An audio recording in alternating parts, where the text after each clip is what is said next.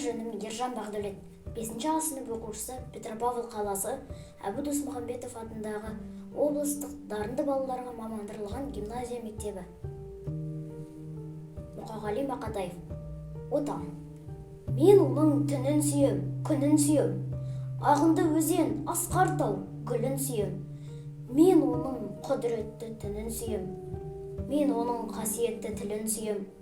Бар жәндігін сүйемін қыбырлаған, бәрі маған отан деп сыбырлаған. Жаным менің кеудемді жарып шықты, боз торғайы бол оның шырылдаған. Отан, отан бәрінен биік екен, мен оны мәңгілікке сүйіп өтем.